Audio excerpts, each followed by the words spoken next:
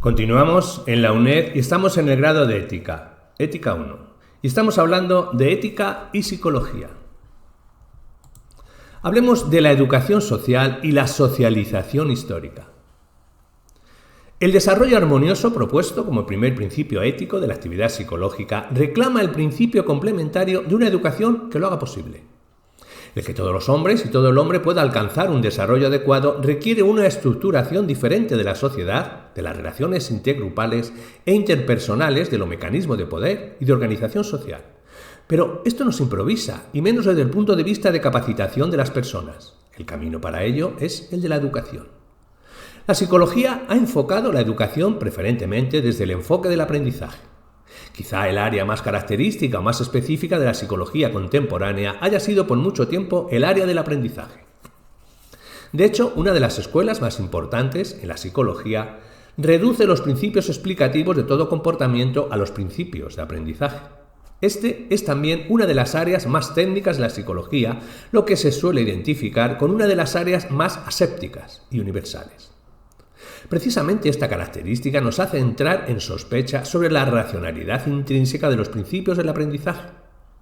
¿No traducirían también los principios del aprendizaje una imagen del hombre, aquella que precisamente realizan y en forma diferenciada hacen posible? Se suele definir el aprendizaje como aquellos cambios más o menos permanentes inducidos en la potencialidad de la conducta a causa de la experiencia. Constituye, por tanto, el aprendizaje la supuesta incorporación de nuevas respuestas o la modificación de los esquemas de respuestas ya existentes. Es importante subrayar aquí que de los principios del aprendizaje parece seguirse la conclusión de que cualquier cambio personal es posible dependiendo de los refuerzos y sus contingencias. Sin embargo, esto es una falacia ideológica, ya que a la mayor parte de las personas no les es posible realizar ni siquiera aquellos aprendizajes que más podrían facilitarles una respuesta a sus necesidades. En cualquier caso, el hecho de que el aprendizaje suponga algún tipo de cambio arrastra el juicio ético, ya que el deber ser puede juzgar este paso de un ser a otro, de un ser así a un ser de otra manera. En el fondo, el aprendizaje y en general todo proceso educativo involucra un para qué. Siempre se aprende algo, lo que no quiere decir que siempre, quizás ni siquiera la mayoría de las veces, se sea consciente de ello. Los procesos educativos más importantes no son con frecuencia los procesos formales o institucionalizados. La psicología trata de comprender lo más adecuadamente posibles los mecanismos y las condiciones de los cambios educativos. Pero, como en el caso de las necesidades humanas, la misma comprensión es activa en el sentido de que ayuda a configurar la realidad que pretende explicar. En el caso del aprendizaje, se ve muy claro si se tiene en cuenta que al creer comprender cómo aprenden las personas, los métodos pedagógicos van a intentar impulsar su labor por ese conducto.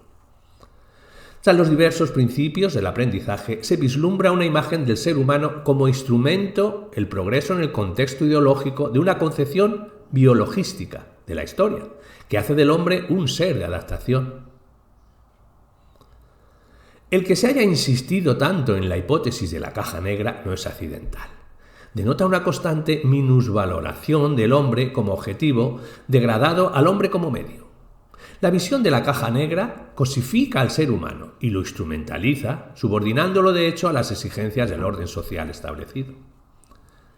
Es bien significativo el olvido de la psicología hacia los contenidos y los procesos estudiados, como si lo fundamental para comprender el quehacer humano fueran las formas y mecanismos de aprendizaje y esas formas y mecanismos no tuvieran que ver con los materiales sobre los que se construyen y constituyen.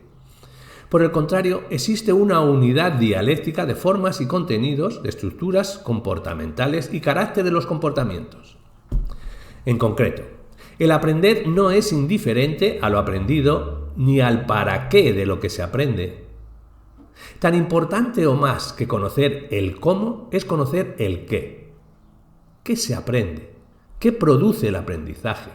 ¿A quién beneficia un determinado aprendizaje? Es necesario que la psicología tenga como uno de sus principios éticos la posibilitación de un aprendizaje humanizador, es decir, el buscar aquellos tipos de cambio que hagan real un hombre, una sociedad y una historia nuevas y mejores. En definitiva, la psicología debe preocuparse por el cómo y el qué del aprendizaje, pero sobre todo por el para qué, hacia qué realidad apunta internamente y posibilita cada aprendizaje en la totalidad del proceso educativo. Respecto a ello, no tiene sentido la pretensión de una postura aséptica o éticamente neutra. Hablemos de la liberación de la propia palabra. La palabra tiene aquí un sentido antropológico integral, no como simple elemento lingüístico. La palabra nos dice Friori, 1970, como comportamiento humano significante del mundo, no solo designa las cosas, las transforma, no es solo pensamiento, ex praxis. En un régimen de dominación de conciencias en que los que más trabajan menos pueden decir sus palabras y en que inmensas multitudes ni siquiera tienen condiciones para trabajar, los dominadores mantienen el monopolio de la palabra con que mistifican, masifican y dominan. En esa situación, los dominados, para decir su palabra, tienen que luchar para tomarla. Aprender a tomarla de los que la retienen y niegan a los demás es un difícil pero imprescindible aprendizaje. La actividad psicológica debe perseguir la compresión y primero y eliminación después de todos los mecanismos que a nivel psicológico impidan, bloqueen o desfiguren esa palabra comunitaria y personal. Este es el reto de la liberación de la palabra, de la liberación de la persona como sujeto de su propia historia, de la liberación de un pueblo. En esta lucha por la liberación de la propia palabra se presenta siempre el peligro de la pseudoliberación.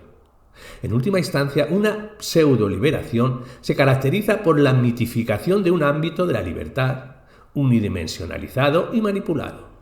Algo así ha sucedido con una mal llamada liberación sexual, que en poco o en nada ha contribuido al crecimiento de las personas como hombres o mujeres y ha convertido el sexo en un objeto de consumo más. No parece que pueda haber una verdadera liberación psicológica si no se da una auténtica transformación social. Lo uno y lo otro van intrínsecamente ligados. El psiquismo está determinado por lo social, y si lo social lo encadena, es ingenuo pensar que puede liberarse a espaldas o al margen del ámbito que se le da la base y posibilidad de existencia. Por ello, la liberación personal, psicológica, requiere la liberación comunitaria y solo en ella se va realizando plenamente.